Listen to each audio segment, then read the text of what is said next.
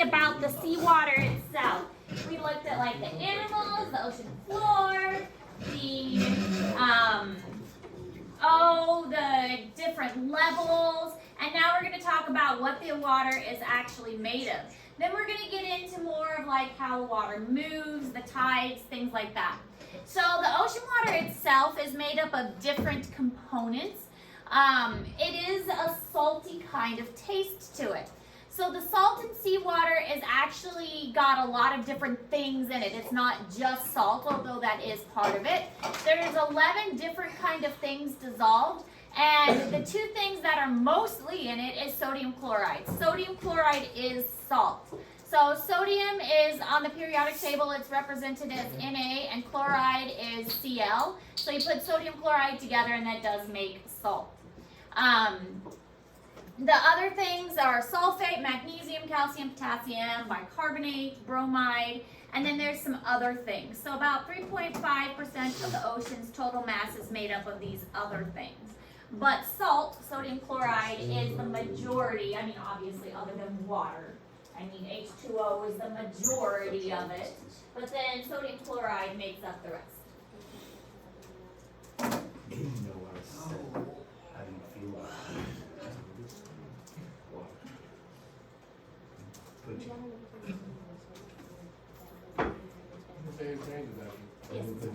Yes. Her ear first. She doesn't care. Hey Bryce. What's up? Now you gotta go grab that, man. Definitely thought you walked out of the room. Really? Yeah. You know I usually sit in the back so I can observe you hooligans. Yeah, but I watched someone walk out, so I was like, oh. Is that CI or CA? They said he Yeah. said that he was in our room. It's an L with a minus sign because chloride has a slightly negative charge. Coca-Cola.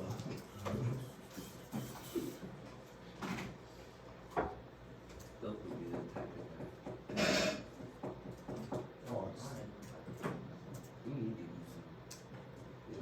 some that made off the bones. You need to get some meat on your bones. I've been trying my whole life.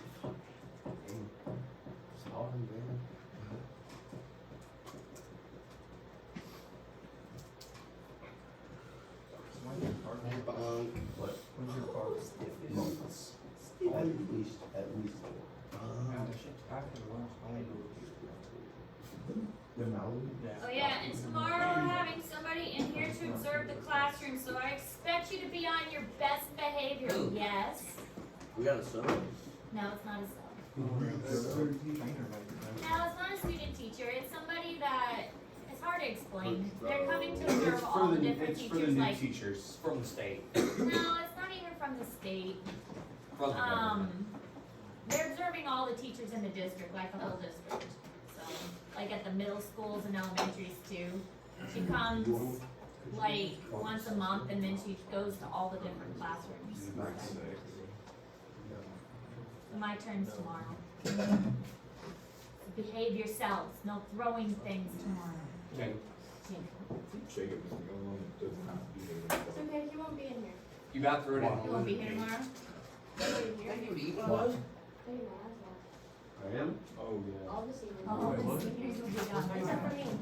I have to take that. I didn't get told. I didn't get told about. Oh, I'm not doing drafted. I'm not doing it either. I'm gonna completely fail, so then I have to get drafted. Okay. They're like, you're an idiot, join the military. Since you're already. You can have conflict. Since I'm already in a program. Join the military. Dude, I've been doing this ASVAB and my Marine recruiter is never gonna be good. Anyway, water distribution on Earth. Now, water is vital. You can go weeks without food. You can go 3 days before you die from not having water. Water is essential. There's a saying that where there is water, there is life, and this is true. You can go like driving down a road, and if you see like a line of trees, that's usually because there's like a ditch or something that has water in it. If you find a, like, animal tracks, it's usually because there's water nearby. Animals and plants will congregate around water. Water is essential to survival. But if you look at that chart that is here on the left, then you'll see that about of all the water on Earth, 97.5% of that is salt water. So only 2.5% of it is fresh water. So that means of all the water, we can't use 97.5% of it. We can only use 2.5% of the water. And then of that 2.5%, most of it is trapped in ice. So of the 2.5% that we can use, we can't use much of that because most of it is trapped as ice. Then of the little bit we can use, a lot of that is groundwater. So we'd have to dig for it. When I lived in Garden City, as I've told you many times, was very, very dry. So all of the water, all of it that we used, from drinking to watering our grass to everything. You had to water your grass? Yes, I know, isn't that weird? We had to water our grass. We come here and live in Missouri, and suddenly I'm like, nobody waters their grass here. We even had, you could tell who had it, like, built-in sprinklers and on timers because their grass was always green. But anyways, all of the water in Garden City came from an underground aquifer. It was called the Ogallala Aquifer. That is where 100% of our water came from, was the Ogallala Aquifer, which was this underground water source. So that kind of gives you an idea of how scarce the water actually is that is usable by us. So here in Missouri, especially where we live in Missouri, fresh water is easily accessible, and we kind of take it for granted. It rains all the time here. My children were amazed. They have never played in a creek until we came here. And now there's like creeks everywhere. When we bought our house, I purposefully looked for a house that had a creek in walking distance. So now there's a park like right behind our house that has a creek, so my kids can go play in a creek because they never had that. Now, there's a lot of brain viruses in these creeks. Yes, that's true. But my children can go play in a creek because they had never had that experience before. Because in Garden City there is no water. There was one pond that was at the zoo that was fenced off, and that was it, because there was no water. So water is a vital part of any living organism's life. So within the ocean, I mean, all of this water is available, but it's not usable by us. And within the ocean, about the seawater, of course, is made up of H2O, but if you take apart the H2O and look at what's left, you've got about 54% of that, which is the chloride, and then 31% of that is sodium. So most of it is salt. And then sulfate is a good portion of what's left. And then you've got these other things, calcium, potassium, magnesium, and those kinds of things. But most of it is sodium chloride, which is that saltiness. So other things that you find in seawater. Some of the dissolved things in seawater are phytoplankton and zooplankton, so those little tiny animals that we talked about. But also dissolved are the carbon dioxide. So you do need to write these down. I just didn't want to put the whole slide in red. So this you do need to write down. I just didn't want to put the whole slide in red. Carbon dioxide is another thing that's dissolved in water, and this also helps to maintain the pH. So carbon dioxide actually makes water a little bit acidic.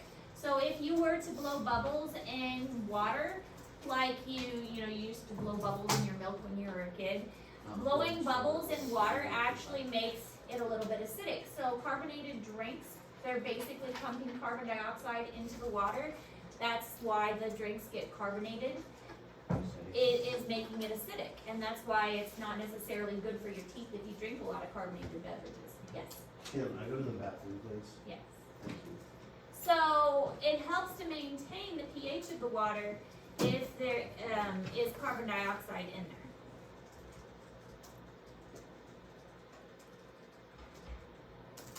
May I go print something out at the library for government?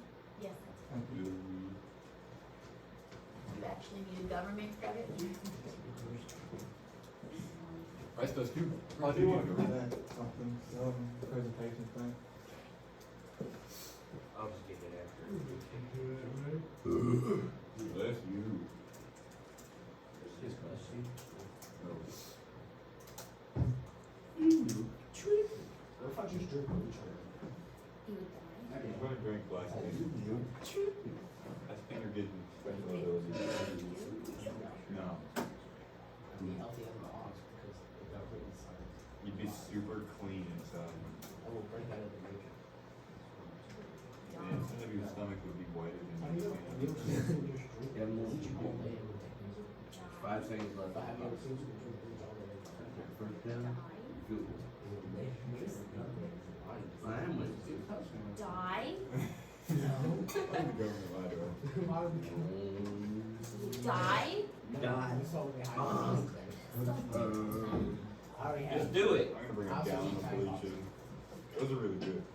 Top all these things, it tastes like shit. It's our best too. Sorry, pizza. My children? You children, what am I gonna do with you children? We're not even that bad. Wide receiver out is crazy. We're not children. Pretty sure we're all 18 here. Because you've been riding that motorcycle down the road. Yeah, I think that law is really stupid actually. He's crazy. Nothing against motorcycles. Yeah, I love motorcycles, the people that don't like them, idiots. It was like the first week that law got passed, some drunk dude crashed on the highway and just school that like nothing. It was awful. Or were you not done? No, I'm done. You're writing notes? Story in California. I live in California. Dude was driving a motorcycle. And this semi pulled out in front of him. He stopped. And so he hit the back of the semi. And his helmet got stuck in the door. And he just got drunk for like 10 miles. Back in this door.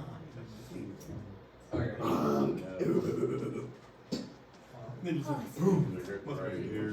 Alright, salinity and density. Salt water is more dense than fresh water.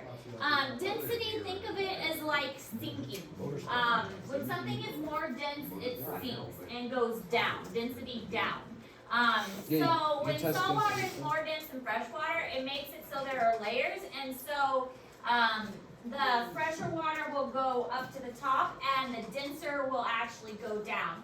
So sometimes there are places where the two actually meet and the fresh water will go up on top and you can actually kind of see the two different Yeah, layers. you know, like where the two seas meet, and one's like green, and like murky, and the other one's like pretty The clear. Pacific and the Atlantic. Yeah, you can actually see the difference between And the two. also, the density thing is what makes the water displacement method work, right? Exactly. Oh, look, we have the same.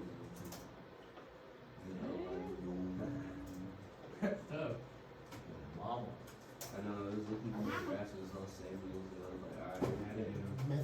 And there's some like caves where there is like diving where you can see like the different layers and you can actually dive down. I swim through it. Yeah. Ooh. Oh, 36 we really need to see that. His name is Drew Sanders. We got 10 blocks against Seinfeld. That's pretty cool.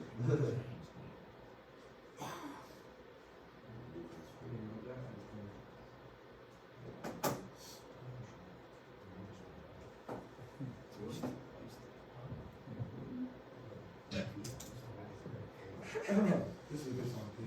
Oh, that one Asian chick? One Asian chick? That one Asian chick?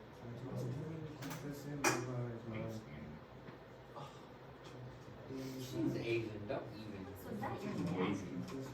Different Was she neck? I don't even know where.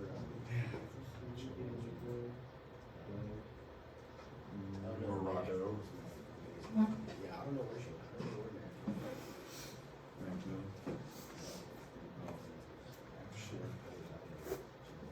Oh, this is the video of the cave. You know, I put the video in there. Lives in next basement. Why are you looking? Right, we don't know you be using it. Huh? Yes. Mainly those two. No. Maybe one of them. But no. The flooded caverns contain some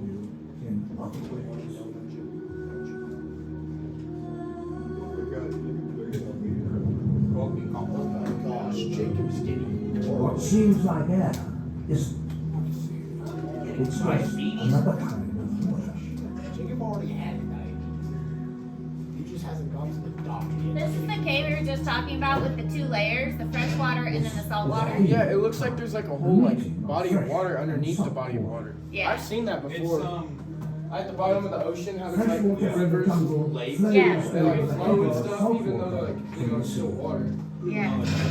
The saltwater air is extremely low in oxygen, making it a particularly difficult place for animals to live. Yet some have managed it, like the renegade, one of the most ancient of all living crustaceans. Jump it in the ocean.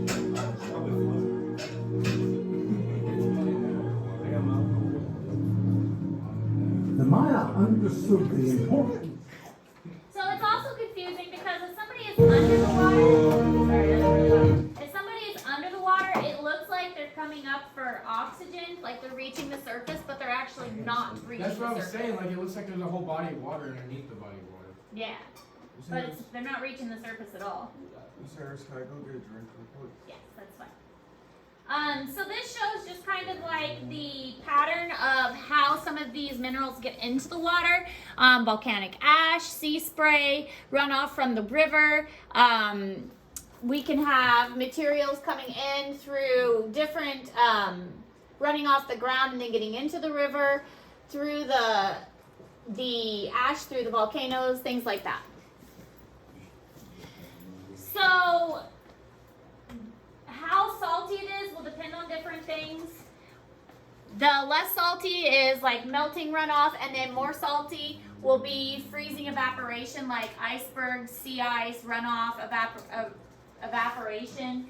There can be places that are more salty or less salty, so there's going to be a lot of variation in that depending on where it is on Earth and what conditions it's under.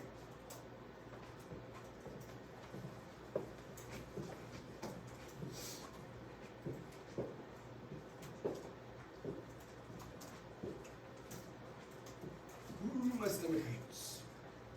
I got a bathroom. No, Tyler. You need to leave. No, that is a bathroom in this country. Okay.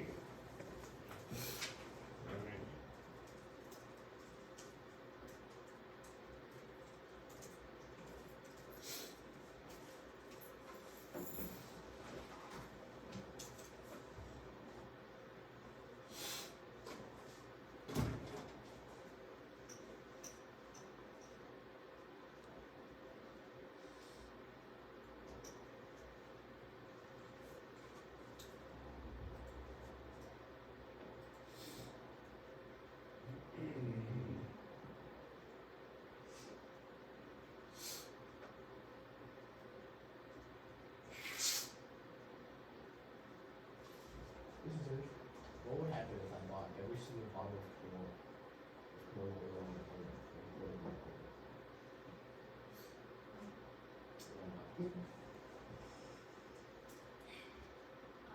Even if you did, it probably wouldn't be enough to make a difference. The ocean is way bigger.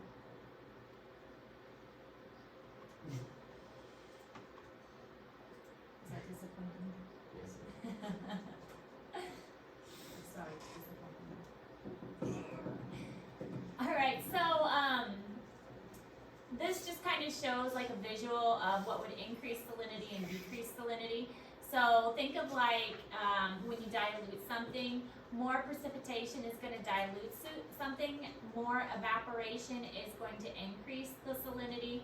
So as water evaporates, the water goes away and more salt is left behind.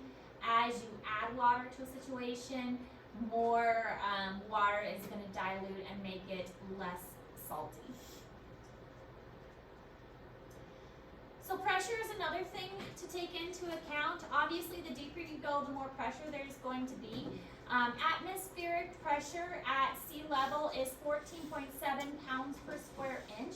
So if you are at sea level, the atmosphere is pressing on you at 14 pounds per, like if you map out a square inch on the ground, there is 14.7 pounds of air pressing on that square inch of ground. As you go up, this is going to decrease, but as you go deeper into the ocean, this is going to dramatically increase because not only is the atmosphere pushing down, you also have the water pushing down. This is why if you ever jump into like the deep end of the pool, your ears pop because you have not only the atmosphere pushing on you, you have the water pushing on you too. So every 33 feet, we add another atmosphere. So 14.7, for example, at 99 feet, the pressure is 58.8 pounds per square inch. So that's not even really kind of considering the water. That's thinking of just the air. So when you add water on top of that, it is even more. So since water is much heavier than air, its pressure increases dramatically as we go deeper and deeper.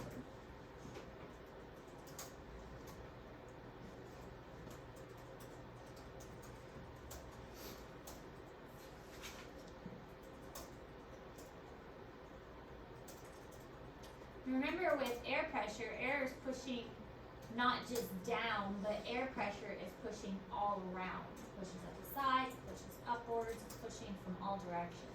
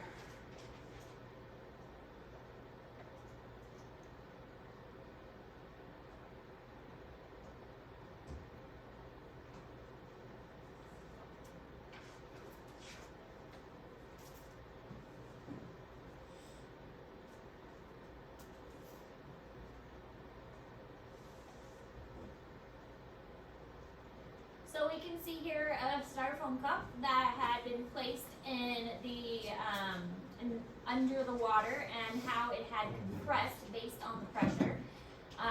So anything that is placed in the ocean compresses because of the immense pressure that it has been put under.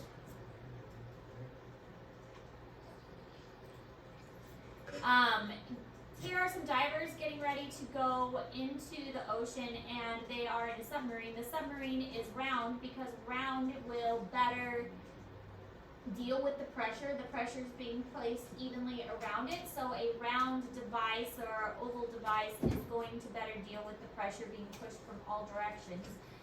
It has to be very thick, and a smaller device will be able to withstand the pressure better. So you can look at the small windows, because smaller windows is, if it's a large window, it's going to be difficult for the glass or plastic or whatever they're using to withstand the pressure as well. So any kind of opening has to be small too. So submarines and submersibles are going to be usually small in size. It can't hold very many people because the oxygen supply is also going to be limited. The temperature is also going to dramatically decrease the further down you go, partially because the light is going to decrease, and the deeper you go, the colder it gets. Also because most salt is more dense. So less light is less heat, but also more dense is colder as well. So temperature will vary with latitude. So the deeper you get, the denser it gets, the more salty it gets, and the colder it gets. So all of those things are changing with the depth of the ocean. Colder, darker, denser, saltier, all of that is changing, more pressure as well, the deeper in the ocean you get. And those things all combined together is one of the reasons why it makes it so difficult for us to explore the bottom of the ocean. Colder, saltier, denser, deeper, more pressure, all of that combined.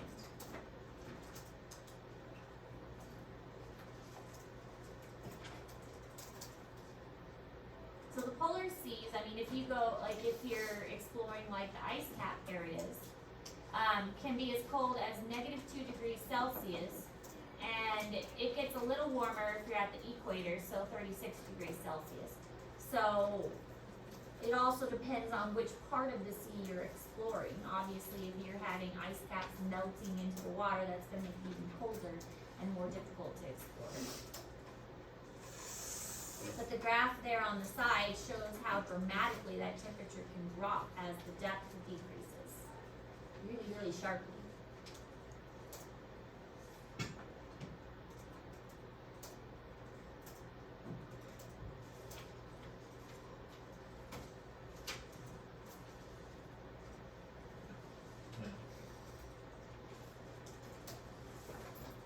Where did Jacob go? A Bathroom. while ago. Bathroom or something in there. Yeah, most of the time. He did ask to leave. I went to that one. I walked in.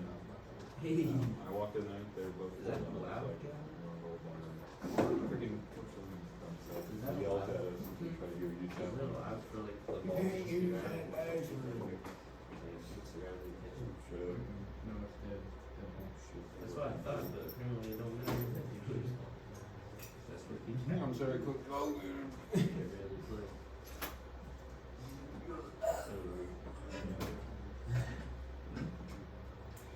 Alright, so water is an amazing conductor of sound, where it travels much faster and farther than on land, which is why animals will often use sound to communicate.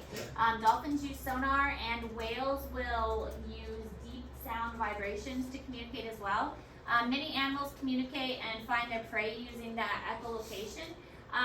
Whales will use that low, deep rumble, and the ocean it's a very noisy place. We don't really use our hearing. We actually have very poor hearing. We have poor hearing and poor smell. Both of those are not our strongest senses. We have fairly decent vision, but even our vision isn't as good compared to other animals. We have good color vision. So that at least we have going for us. Other animals don't have very good color vision. But in the ocean, animals like dolphins, for instance, they use their echolocation and sonar to help them communicate with each other and to find prey and other food sources. We got a pull the thing. We do have opposable thumbs, that's Come on, helpful. dude. We are bipedal, that is also helpful. Being bipedal, Just check. walking upright, Oh. allows us to have our hands free to do other things. Yeah.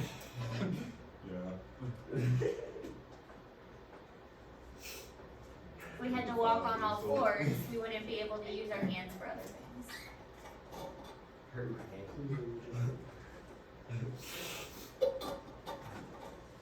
Fill out the bully paper. An application. So you can make the same. So at least be 6'2". You're so. Figure on that.